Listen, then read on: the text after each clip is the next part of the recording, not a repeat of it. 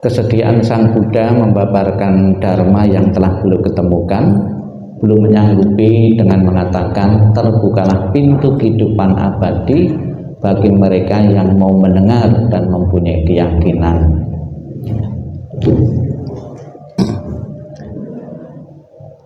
Terimalah salam di dalam dharma. Namo Sang Hyang Adi Budaya, Namo Buddhaya. Sungguh sangat berbahagia pada kesempatan minggu ini tanggal 16 April ya, dihadiri oleh umat Buddha yang senior-senior ya, kan pada kesempatan ini kan senior-senior, kemudian juga dari Romo senior kita, Romo Sakya berkenan hadir. Kemudian juga dari petinggi ya, petinggi kita, Ketua Yayasan Wihara Budayana Surabaya, Pak Eng berkenan hadir, terima kasih ya. Itu kemudian juga ibu-ibu ya, calon-calon wisudi ya, sebetulnya sudah lama menjadi umat Buddha. Namun di Indonesia itu kalau belum ada bukti otentik hitam di atas putih itu belum lego, belum marem ya. Maka pada kesempatan puja bakti ini, nanti setelah berpuja bakti kita akan bersama-sama menuntun ya Wisudi, Tisarana dan Pancasila ibu-ibu dari anggota Wulan ya. Sekalipun beliau sudah senior-senior, belum memiliki kartu wisudi ya. Ya, kartu wisudi itu bisa dikatakan sebuah tiket ke surga. Nah, jadi bagi Bapak Ibu yang belum mempunyai tiket, saya membuka diri, silahkan Bapak Ibu nanti bisa menghubungi wihara ini. Mungkin 1 bulan sekali bisa diadakan di sini atau di wihara yang lain untuk diadakan wisudi ya. Ini sangat menguntungkan sekali wisudi ini untuk mengetahui jumlah umat Buddha ya. Dengan adanya wisudi ada pendataan yang akurat, ini bisa dilaporkan ke pemerintah jumlah umat Buddha itu berapa kan gitu. Kemarin dari yang bekerja di MPI itu saya mendengar dari saudara Sudi, itu umat Buddha di Surabaya itu kurang lebih 1,5 juta ya, di Surabaya 1,5 juta ya. Ya, itu enggak tahu real atau enggak, nyata atau tidak. Dengan adanya wisudi ini nanti bisa menambah data umat Buddha.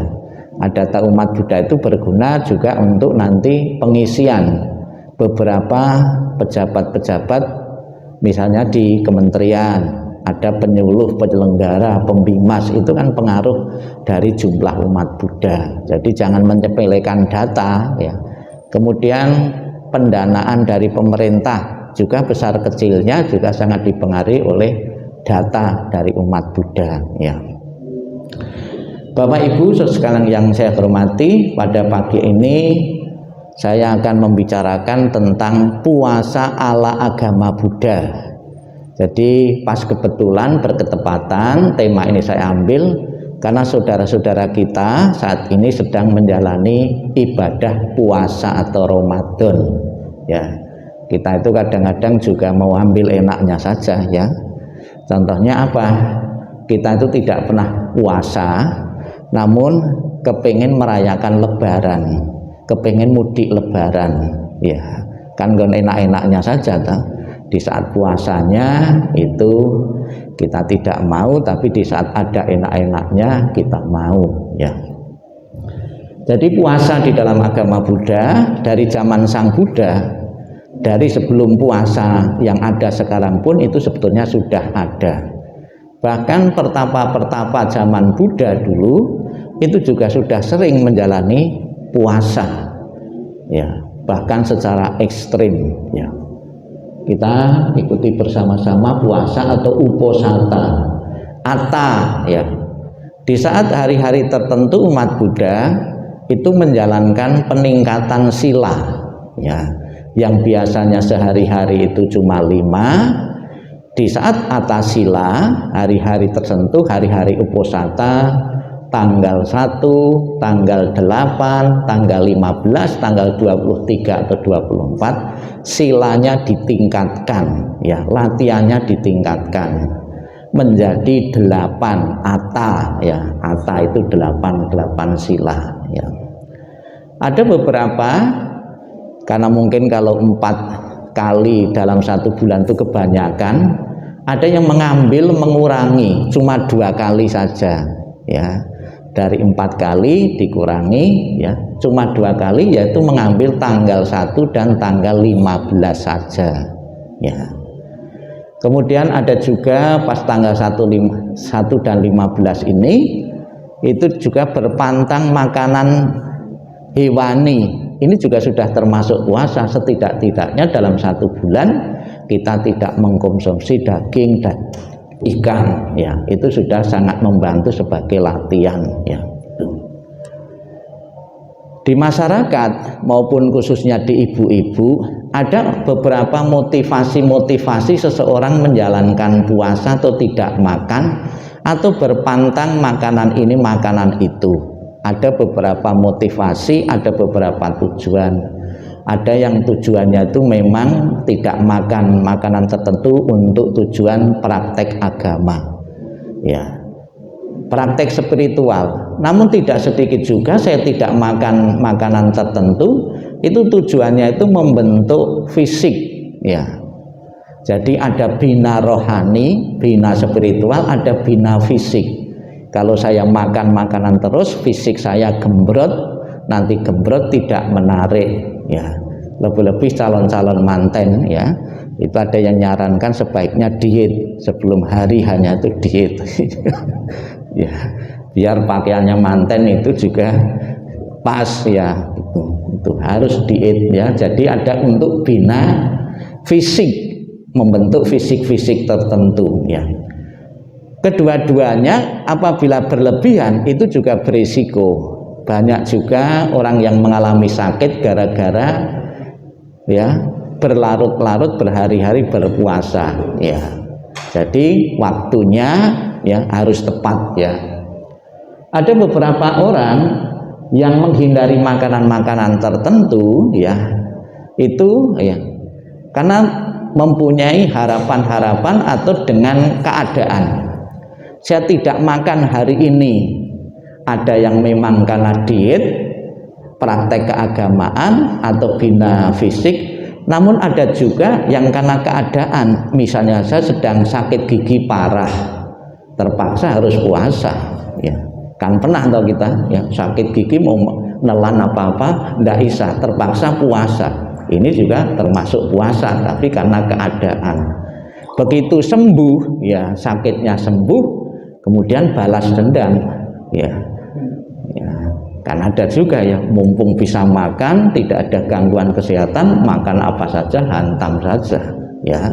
Jadi ada yang sekedar karena keadaan sakit, ya. Kemudian ada juga yang karena ingin membentuk fisik tertentu, ya. Coba karena diejek, ya, orang lain gembrot-gembrot, gemuk-gemuk, kemudian dia mau melangsingkan tubuh seperti ini, dari deretan ini menjadi ini, ya. Ya tidak salah, tapi tujuannya bukan motivasi spiritual keagamaan, tapi bina fisik saja, bentuk fisik yang sehat saja, ya, itu, ya. Karena pertimbangan kalau gemuk itu yang jelas, yang kasat mata, kalau orang gemuk itu memakan tempat, ya. Kalau duduk, ya, memakan tempat. Sekalipun orang gemuk itu juga ada keuntungannya, terutama bagi mereka yang mau menempati rumah baru. Itu tidak perlu beli perabot-perabot, rumahnya sudah penuh, ya. Ya, bina fisik, ya.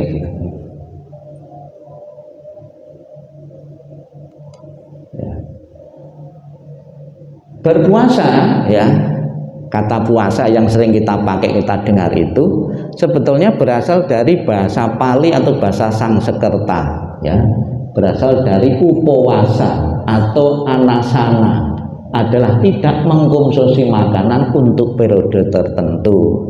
Saudara-saudara kita yang beragama Muslim periodenya itu puasa 1 bulan ya, nanti diakhiri ditutup dengan lebaran. Sudah lebar, sudah selesai ya. Ada info lebaran saat ini, nanti itu harinya berbeda, tanggalnya berbeda, ada perbedaan karena cara menghitungnya juga berbeda ya. Ada yang menghitungnya melihatnya pakai teropong, kalau pakai teropong kan pakai alat ya itu. Ada lagi pakai mata biasa ya. Nah, kalau yang melihat itu sudah sepuh-sepuh mungkin ya sudah senior kan matanya kan lebih banyak kabur itu. Tapi itu cara saja, tradisi mereka ya, sehingga terjadi beberapa perbedaan-perbedaan. Kita bersyukur penentuan hari raya Waisak ya, selama ini tidak ada yang keberatan yang sudah ditetapkan oleh pemerintah, pasti serentak sama. Sekalipun di lapangan itu perayaan Waisak itu berbeda, Mahayana dan Theravada itu berbeda sebetulnya ya, tapi tidak pernah menjadi persoalan ya. Kita menjunjung tinggi toleransi ya. Mereka pun juga sudah berusaha bagaimana bisa menyatukan, bisa 1 hari itu ya, periode tertentu ya.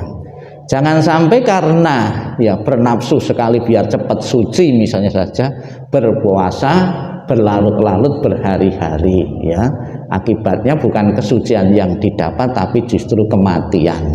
Kan ada beberapa orang yang motivasinya ingin mendapatkan ilmu-ilmu tertentu, berpuasa selama 1 minggu tidak makan tidak minum ya. Ya saya yakin yang didapat bukan ilmu, yang didapat adalah kematian kalau berhari-hari itu. Jadi periode tertentu saja yang tidak boleh terus-terusan ya.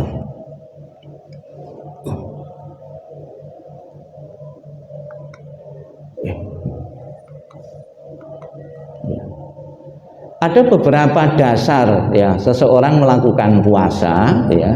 Yang pertama, faktor keagamaan, faktor kesehatan, kemudian tujuan politik. Faktor keagamaan ya.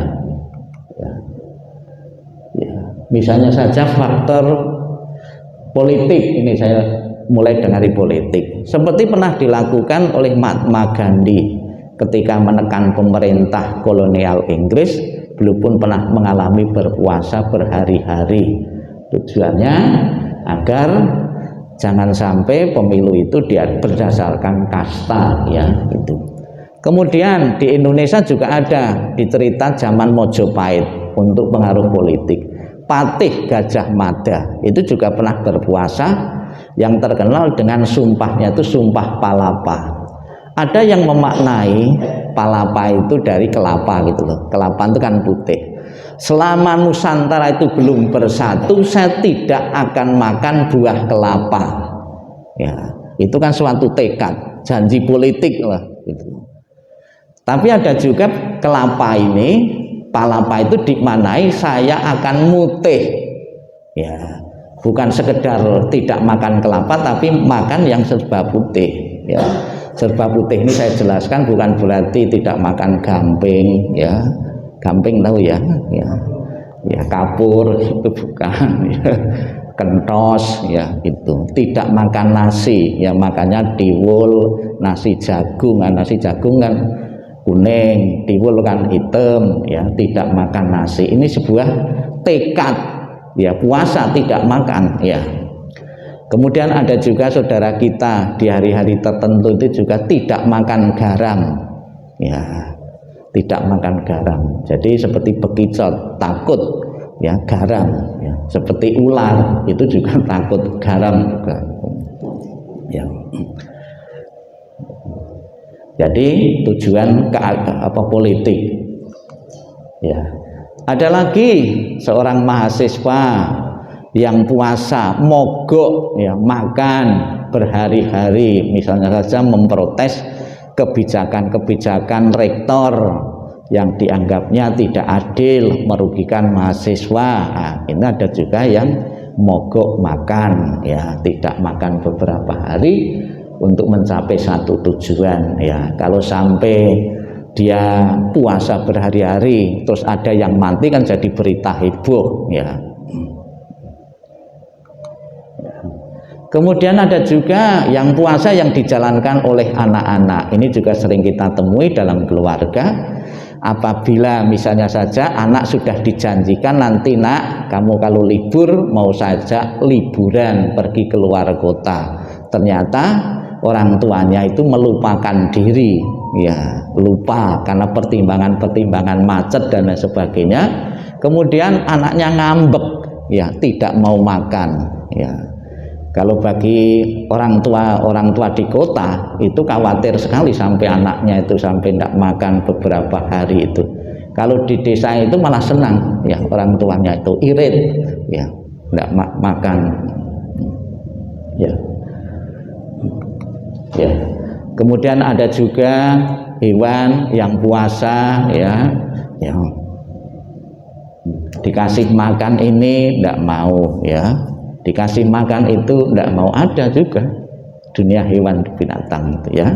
Kemudian masih dunia hewan dan binatang, sengaja dia berpuasa, ya, untuk tujuan tertentu, untuk melanjutkan keturunan, kemudian juga biar mempunyai kulit yang baru, ya, seperti ular. Kalau dia tidak berpuasa, dia tidak mempunyai kulit baru, maka dia harus berpuasa, ya. Kemudian ini ayam di saat mengerami itu juga dia puasa selama 21 hari. Namun bukan berarti sama sekali 21 hari tidak makan, tidak. Lebih banyak diam yang mengerami itu, ya mungkin bisa menghasilkan hawa yang panas, ya. Kalau di saat kondisi puasa itu, ya lebih tinggi panasnya itu sehingga bisa untuk mengerami, ya. Ya. Ya. Menurut penelitian, ya puasa bermanfaat bagi kesehatan dalam batas-batas tertentu, ya. Ini adalah gambaran dari umat Buddha di Banyuwangi. Ya kapan hari saya pergi ke sana keliling, ya di wihara-wihara Banyuwangi. Ini salah satu umat di sana, ya. Jadi kalau kita pembinaan di desa, ya saya membawa proyektor, ya bawa fokus. Yang mendengarkan ceramah Dhamma itu bukan hanya umat Buddha. Di saat puja bakti, baca parita, mereka yang agama lain di luar. Setelah saya mulai ceramah pakai layar gini, mereka do masuk, ya do ikut mendengarkan. Ya mungkin kalau zaman dulu, zaman kuno, ya dulu itu lihat sorot lah, karena sorot itu layar tancap itu, karena juga saya sering nyetel film-film juga di situ, ya pernah juga saya pembinaan di Lombok itu suatu desa gitu, malam hari suatu desa cukup anak-anak penuh itu, udah lihat sorot, ya layar itu, ya. Ada beberapa manfaat, ya dari puasa bagi kesehatan, baik untuk kesehatan jantung dan pembuluh darah, mencegah obesitas atau kencing manis, meningkatkan kekebalan tubuh, menyehatkan ginjal. Ya sekalipun ini mungkin teorinya bagus kita baca, tapi kita dalam kehidupan sehari-hari, di saat kita menghadapi makanan nikmat, ya di saat kita menghadapi makanan kesukaan kita, belum otomatis kita sadar. Kita kadang-kadang kalau sudah menghadapi makanan kesukaan kita itu berani mengorbankan kesehatan demi makanan nikmat sesaat di lidah. Contohnya saya sendiri makan misalnya, kalau sudah ketemu sayur lodeh itu rasanya mau tambah beberapa kali gitu, ya padahal kan bahaya, sayur lodeh itu kan santan-santannya bahaya, tapi kadang-kadang kita melupakan kesehatan untuk mendapatkan merasakan nikmat sesaat. Pasti diantara bapak ibu juga seperti itu, karena kebanyakan di dunia modern ini orang sakit itu lebih banyak karena faktor kelebihan, ya. Kapan hari beberapa hari yang lalu saya di apotek itu ada alat untuk ngecek itu, saya coba ya begitu, Pak ini sudah kelebihan semua kan gitu, ngecek saya itu, loh bapak ngerokok toh? Oh bukan ngerokok, mungkin gini Bu, di wihara itu kan ada asap dupa, nah, ini mungkin pengaruh, ketahuan juga seperti ngerokok loh. Bapak ngerokok, bukan ngerokok, saya tidak pernah ngerokok, ini mungkin asap dupa itu. Terus makan kerupuk, suka makan kerupuk juga ketahuan juga itu loh. Loh bapak suka makan kerupuk, nah ini buktinya ini ada gitu. Itu. Ya. Ya, obesitas atau kencing manis atau diabetes. Bagi orang Jawa, khusus orang Jawa ya, kemungkinan besar terjadi diabetes itu besar sekali ya. Orang diabetes kencing manis itu kan pengaruh yang dimakan dan diminum itu kebanyakan yang manis-manis ya, yang manis-manis ya kebanyakan ya. Orang Jawa di samping suka makan manis-manis, orang Jawa juga kadang-kadang suka gending dandang gula ya. Tahu gending dandang gula itu juga manis ya. Ini gula saja. gula gending dandang gula itu gending musik itu ya. Bagaimana kalau lihat orang yang manis-manis, apakah bisa kencing manis ya? Mungkin tidak kencing manis, maunya kencing saja mungkin. ya obesitas ya. Ini manfaat selengkapnya yang lebih ya, lengkap ya, tentang puasa bagi kesehatan, membantu penyerapan gizi, menambah energi, menyeimbangkan gizi, beri kesempatan organ untuk istirahat ya. Itu ya, ini manfaat yang lain. Kemudian kita masuk dalam ya puasa ala keagamaan ya. Saya katakan di depan bahwa di zaman Sang Buddha ya, para pertapa-pertapa itu sudah ya sering ya melakukan puasa-puasa, bahkan zaman sekarang ya.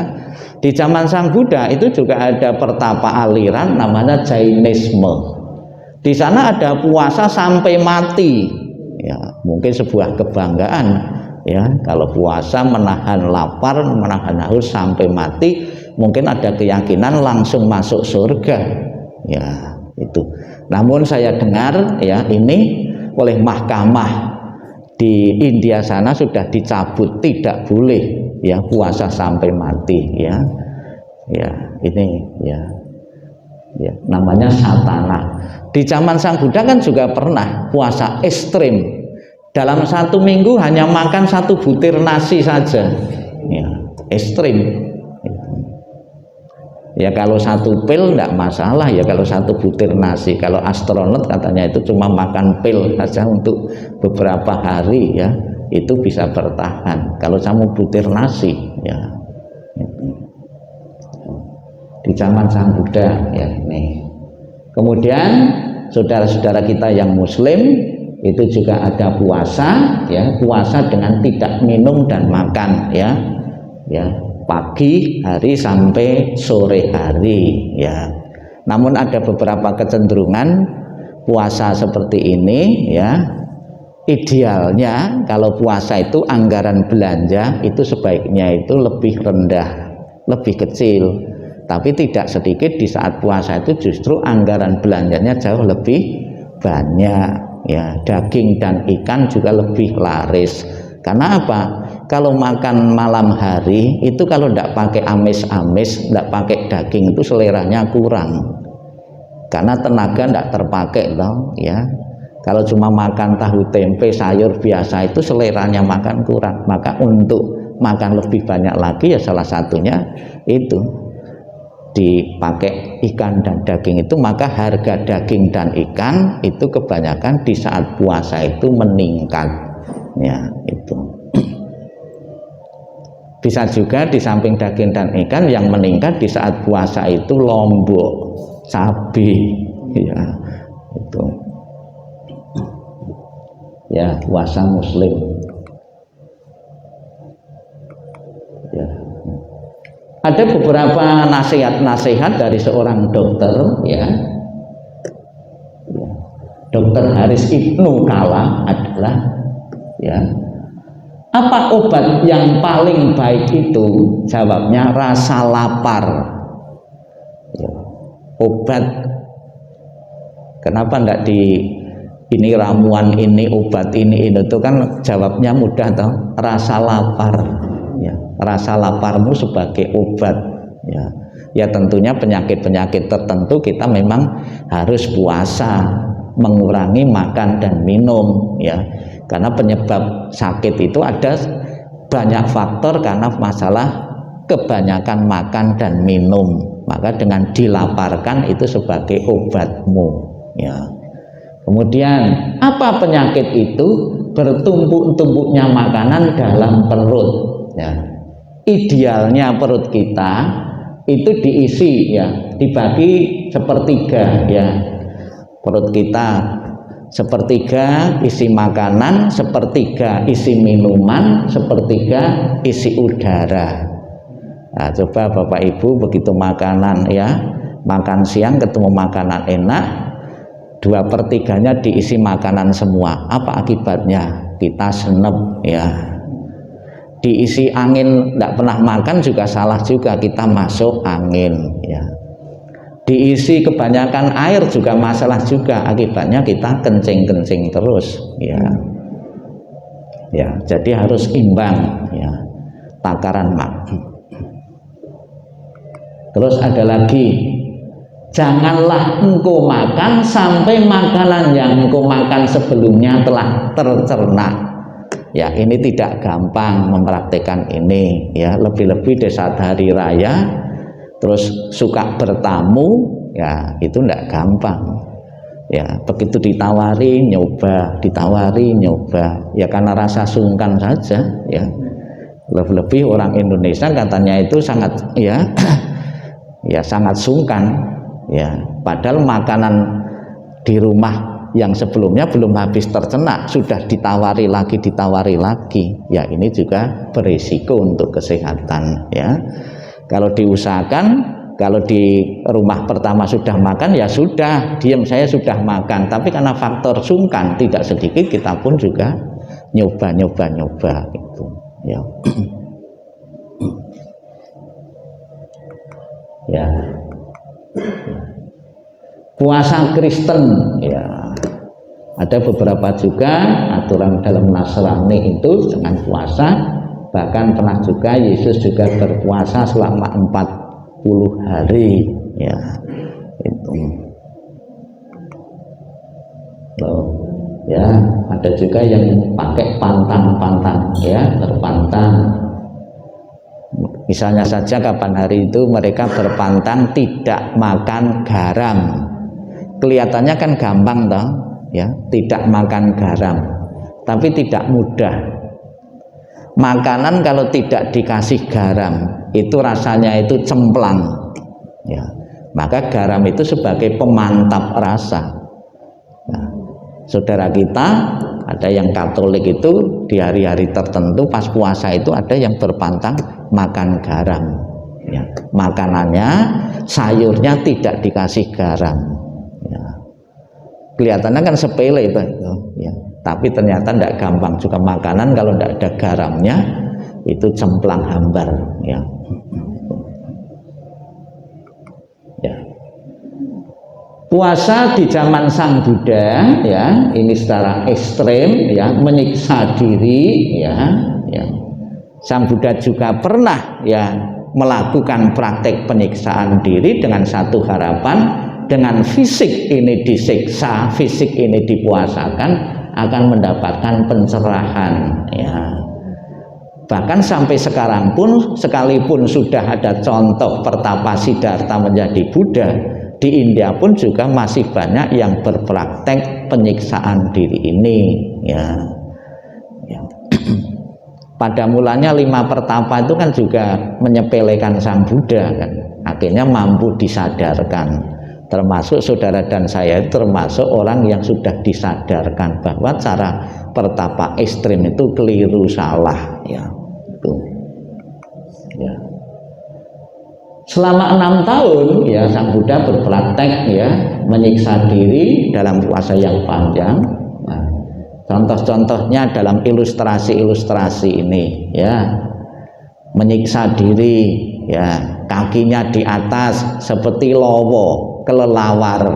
Nah, Ini puasa seperti kelelawar, ada bongkok gitu. Terus ada yang berendam beberapa hari di sungai, ya. Kemudian berjemur di terik matahari, ya, berhari-hari, ya. Itu puasa ala pertapa-pertapa di zaman Buddha ekstrim.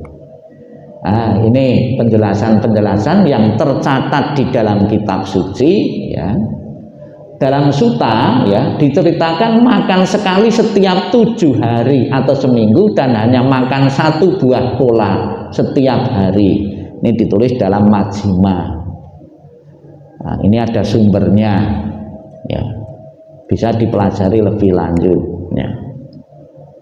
Kalau ada sumbernya, buah kola itu bola yang kurang, ya, nutrisinya, ya.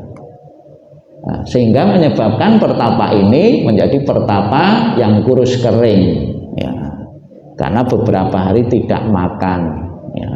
Ini ditulis dalam Majjhima juga. Kemudian ada satu hal lagi, ya, hanya makan makanan nasi, ekstra nasi, ya, atau intake, ya. Kemudian juga hanya makan kotoran, bahkan kotoran sapi, ya, juga dimakan, ya. Ya, kan ekstrim, ya, makan kotoran. Apa yang dilakukan oleh Pertapa Siddhartha itu juga pernah saya praktekkan juga. Saya juga pernah makan kotoran, ya, tapi kopi luwak, ya. Ya kan kotoran itu juga, ya. Kalau Sang Buddha pernah nih makan kotoran sapi, ya.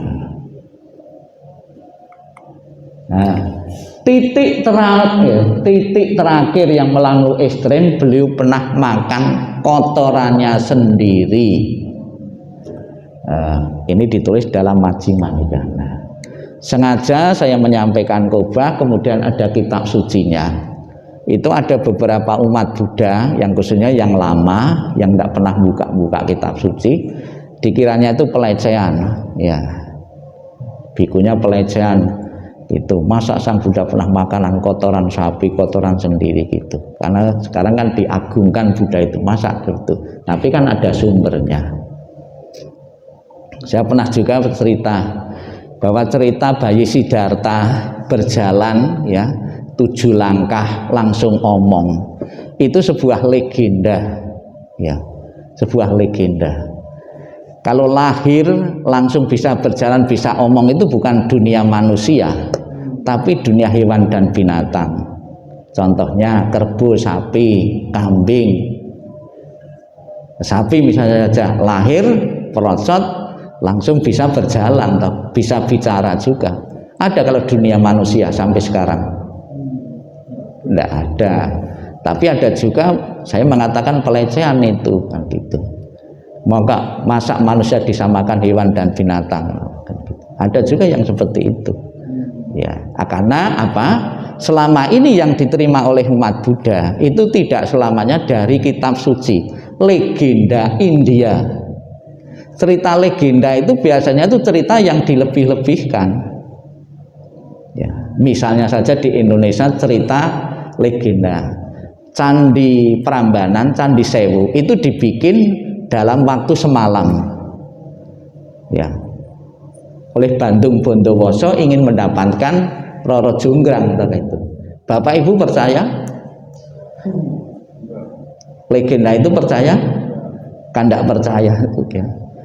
Tapi kan antara percaya dan tidak, karena sudah memasyarakat cerita ini. Jadi yang kita terima dari, ya, ajaran Buddha itu tidak selamanya berasal dari kitab suci, berasal dari legenda India, ya.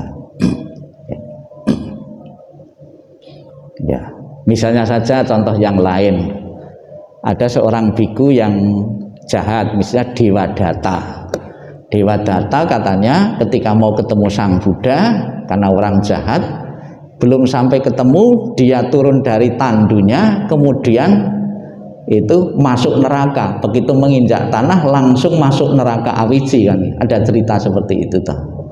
Kalau saya memaknainya itu kejeblos, jadi lubangnya itu sudah ada, bukan bumi membelah terus terjun itu enggak. Kejeblos kan berarti kan lubangnya itu sudah ada ya. Ya, jadi ada beberapa tentang kehidupan Buddha itu memang berdasar kitab suci bisa kita pelajari, namun juga tidak sedikit berasal dari legenda-legenda India ya itu. Ya. Kemudian juga ada yang ekstrem memakan makanan kotorannya sendiri. Ini gambarnya, tidak tahu sungguhan atau tidak. Zaman sekarang ternyata juga ada. Ini saya ambil di internet. Bapak Ibu percaya atau tidak, orang yang makan kotorannya sendiri ya, kemudian meminum kotorannya sendiri. Di zaman Sang Buddha dan zaman sekarang pun ada. Kalau meminum air kencingnya sendiri. Bahkan ada juga ya orang yang sakit jantung ya, setiap saat kambuh-kambuh. Ada yang menyarankan ya, coba kamu minum air kencingmu sendiri, air pertama. Ya, waktu kencing pertama kamu minum. Setelah dituruti ya, ini anjuran ini ternyata penyakit jantungnya itu membaik, tidak kambuh-kambuh lagi. Ada seorang romo waktu saya tugas di satu daerah, setiap hari romonya itu sudah usia 90 tahun, tetap sehat. Rahasianya itu salah satunya tiap waktu katanya minum air kencingnya sendiri. Ya tentunya yang diminum air kencing itu bukan bekas makan pete dan jengkol ya. Ya kalau habis makan pete dan jengkol masak tahan itu bau badak gitu. Mungkin habis makan durian mungkin enak ya, wangi. Atau makan cempedak itu wangi ya. Gitu. Ya. Jadi di zaman Sang Buddha pun air kencing ini berguna untuk terapi orin. Para biku yang sakit sengaja dianjurkan oleh Sang Buddha untuk terapi orin. Ada beberapa yang penyakit-penyakit tertentu ternyata mengalami kesembuhan. Ada juga bukan diminum air kencingnya. Ada seorang ibu itu punya anak sakit mata, ya sakit mata, mungkin punya pengertian, coba tak kasih air kencing, ya di setiap pagi diolesi matanya yang sakit itu, bukan sembuh tapi malah buta. Ya, karena terlalu banyak ya itu ya ini air kencingnya sendiri. Silakan Bapak Ibu Ehipasiko mau mencoba juga bisa apabila ya sudah obat-obat apapun tidak diketemukan, dicoba pakai terapi urin ini juga pernah dilakukan di zaman Sang Buddha ya.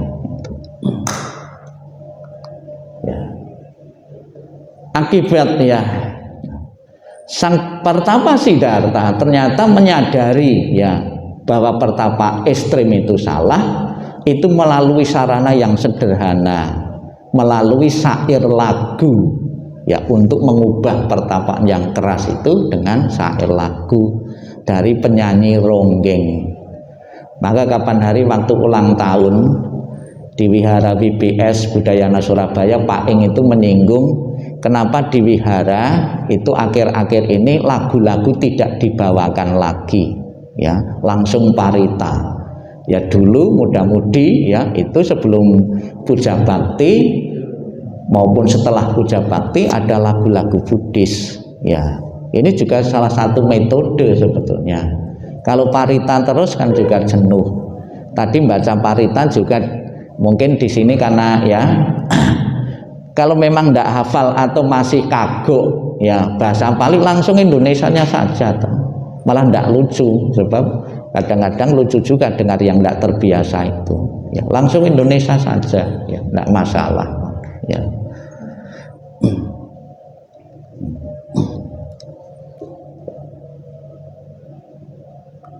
Ya ini Sang Pertapa Siddhartha akhirnya memakan makanan yang sedikit demi sedikit, yang makanan nasi ya, untuk menumbuhkan kesehatannya. Kemudian kita masuk ya, para biku di hari-hari ya bahkan setiap hari ya, itu pun juga melakukan puasa. Puasanya para biku itu tidak seharian, namun di atas jam 12 siang sampai jam 6 pagi ya, itu tidak makan namun boleh minum ya, tidak makan boleh minum. Nah, tapi ada juga yang diakal-akal ya, jadi yang dimakan itu masih diperbolehkan, makanannya itu lebih kecil dari sekepal ya, di bawah 1 kepal ya, itu boleh. Oh kalau gitu makan bakso boleh ya, akan di bawah 1 kepal gitu. Terus ada lagi di akal, tidak boleh dimakan. Apel kan itu 1 kepal itu, bagaimana kalau dibikin jus gitu? Kan tidak 1 kepal lagi kan gitu ya. Mungkin kalau yang di atas 1 kepal itu kelapa ya. Ya itu ya. Yang dipentingkan di sini sebetulnya itu semangat untuk mengurangi, untuk mengendalikan diri itu. Nasi kan lama-lama di jus juga, nanti lama-lama di blender biar seperti minuman kan itu. Ya. Namun demikian, ya, Sang Buddha pun juga bijaksana juga, ya. Di negara-negara tertentu itu juga masih bisa makan, ya, minum jus, ya, itu. Ada lagi kuaci. Saya sering melihat juga para biku itu tidak makan sore tapi makannya kuaci, ya. Ya memang kuacinya kecil, tapi 1 wadah itu habis kadang-kadang. Ya. Ya. Ya, ini diizinkan minum jus buah dan cairan lainnya. Nah, ada beberapa biku yang tidak mengkonsumsi atau tidak berkenankan minum susu, ya, minum susu, ya. Ya, ini ada beberapa biku juga di saat sakit, ya, atau pas sakit dikasih dokter obat. Nah, kalau tidak makan kan bahaya ini nanti, ya. Kemudian yaitu alternatifnya mengkonsumsi madu, gula, minyak pada sore hari jika mereka sedang sakit, ya. Ini ada beberapa biku juga ya di negara tertentu karena faktor kegiatan keagamaan yang padat, ya. Kemudian sore hari juga bisa meminum campuran beberapa minuman-minuman tertentu, ya. Tuh. Ini para biku, ya, sedang makan, ya. Di atasnya sengaja saya kasih gambar biku Mahayana. Kenapa di dalam biku Mahayana itu para biku kalau sore itu makan? Karena para biku Mahayana itu boleh katakan seharian kalau pas acara itu melantunkan sutra-sutra, nyanyi-nyanyi, ya, akibatnya ya cepat lapar, ya. Maka para biku beralasan yaitu makan sore, ya. Karena seharian yamking. Bagi bapak ibu yang belum pernah yamking seharian mungkin tidak percaya, dicoba saja baca buku sehari 2-3 buku itu juga memang lapar juga, ya. Maka untuk mengatasi itu daripada tidak bisa tidur semalam suntuk kemudian diganjel, ya. Namun istilahnya bukan makan sore, sebetulnya itu minum obat, ya. Biku makan sore itu bukan makan, minum obat. Mudahnya gini, kenapa istilahnya berbeda minum obat? Minum obat itu 3 kali sehari. Sekalipun saya makan itu 1 pil ini berguna dan bermanfaat, ya, tapi kan ada takarannya. Tidak bisa terus saya sekaligus makan 3, ya, itu tidak bisa, ya. Tetap sesuai aturan. Demikian pula para biku makan sore itu untuk ganjel perut, mudahnya kan gitu, untuk ganjel perut saja, ya. Maka saya sarankan bapak ibu apabila ngasih makan itu lihat-lihat bikunya itu aliran apa. Kalau aliran Theravada sebaiknya tidak usah dikasih makan sore. Kalau aliran Mahayana biasanya dikasih makan sore, ya.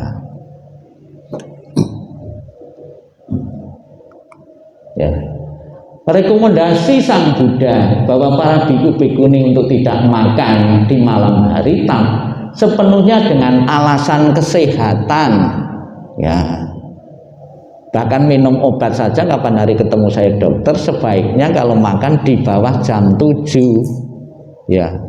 Sekalipun itu minum obat harus di bawah jam 7, karena di atas jam 7 energinya itu nanti tertimbun, ya, jadi penyakit. Ini alasan Sang Buddha. Saya tidak makan pada sore hari sehingga saya terbebas dari penyakit dan penderitaan, menikmati kesehatan, kekuatan dan kenyamanan. Ini alasan Sang Buddha tidak makan sore. Nah, ini betul diperhatikan karena terbebas dari penyakit, tidak terjadi penimbunan, kekuatan dan kenyamanan karena mau tidur. Tapi ada juga yang beralasan kalau perut kosong tidak bisa tidur semalam suntuk, daripada tidak bisa tidur terus makan. Ya bisa, tapi untuk ganjel perut saja gitu. Ya. Ada cerita di dalam tradisi Theravada, kenapa para biku tidak diperkenankan untuk tidak makan malam. Ini alasan sosial, ya, di samping alasan kesehatan dan alasan sosialnya kenapa? Jadi zaman Sang Buddha itu ada seorang samanera, ya, samanera itu kan berlatihnya masih lemah toh, ya, mungkin winayanya, peraturannya baru pengenalan saja. Ada samanera yang lapar, belum dapatkan makanan atau terasa lapar pada malam hari, kemudian dia gedor-gedor pintu rumah-rumah umat, ya, untuk minta dana makanan. Akibatnya banyak umat yang keberatan dan merasa terganggu. Ya, kalau sudah sangat lapar sekali kan bisa terjadi juga, ya, kita gedor-gedor rumah umat atau pura-pura bunyikan apa biar ada yang keluar ngasih dana makanan. Nah, kemudian untuk menjaga kenyamanan, ya, masyarakat, Sang Buddha melarang para biku untuk berpindah patah pada malam hari, ya.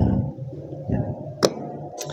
Tapi ada juga, kemarin saya dapat, kapan hari saya pergi ke Medan, ya, di Medan saya juga pindah patah yang betul-betul pindah patah, bukan disiapkan. Itu memang perasaannya beda, ya, perasaannya beda. Ada rasa malu, ya, mungkin karena saya tidak terbiasa. Jadi pergi ke pasar-pasar itu membawa patah, ada beberapa biku yang rasanya itu dilihat orang itu malu. Ya biasanya makan di wihara sudah disiapkan, ini harus cari sendiri di pasar kan gitu. Kalau di luar negeri ternyata yang dimasukkan di patah itu tidak selamanya itu makanan. Ya, jadi dilihat bikunya yang pindah patah itu, bikunya ini, bantenya ini apa, bibirnya hitam atau enggak, ini kan gitu. Bibirnya itu, oh kalau hitam mau dikasih rokok, ya. Ya, ada juga, ya, kalau bibirnya hitam mau dikasih rokok. Saya lihat di Medan itu ternyata juga ada juga biku samanera itu habis makan diikuti itu sambil ngerokok. Tapi kalau di Surabaya sini lebih-lebih muridnya Bante Wiryanadi tidak diperbolehkan. Banyak yang belum bisa menerima, ya, katanya rokok itu pemberian, tapi kalau orang sudah ketagihan itu bukan pemberian, beli sendiri, ya. Ya, kapan hari ada biku, ya, di Surabaya ini dari luar negeri, ya, jadi kongkong-kongkong di depan wihara itu sambil gini-gini, ya, kemudian pengurus bikin kebijaksanaan, daripada menimbulkan celaan umat lah dipindah kan gitu. Ternyata dipindah itu juga ada yang cerita beli rokok itu satu pak gitu, ya.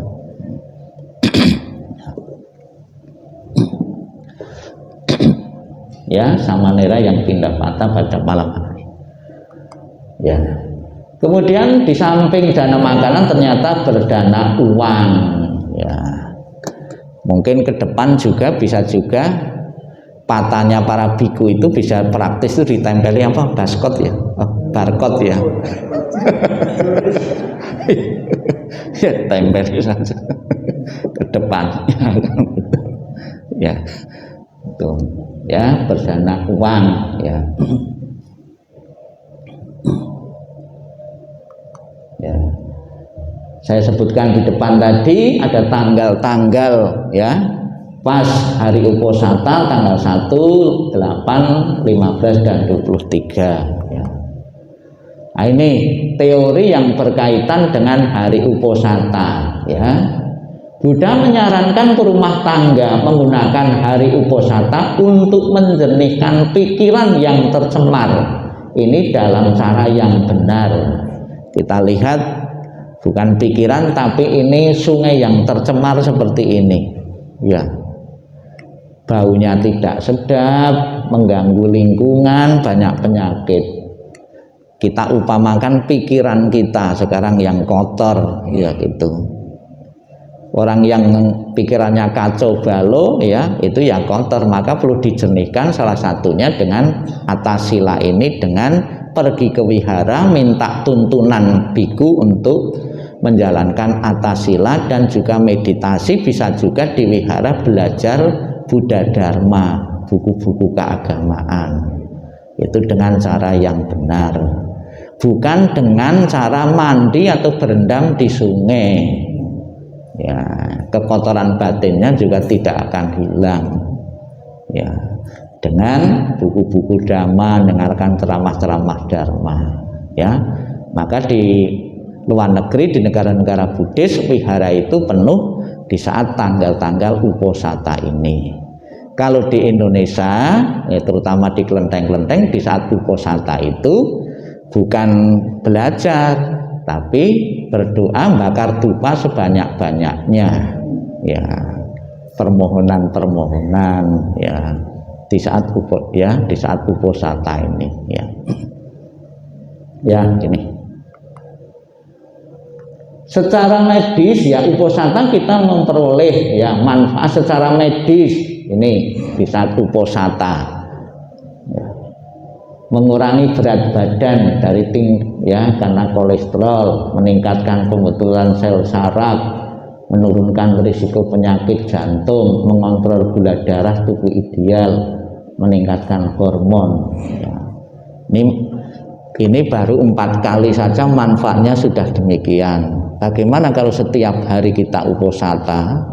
Bagaimana kalau setiap hari kita tidak makan yang berlebihan? Tentunya kualitas kesehatan kita jauh lebih baik lagi. Ada penelitian ya, cacing ya, cacing yang setiap hari dikasih makan dengan cacing yang setiap hari tidak sering dikasih makan, kadang-kadang dipuasakan, umurnya ternyata lebih panjang cacing yang kadang-kadang dipuasakan daripada cacing yang setiap hari dikasih makan. Karena di saat puasa itu sel-sel baru terbentuk juga ya.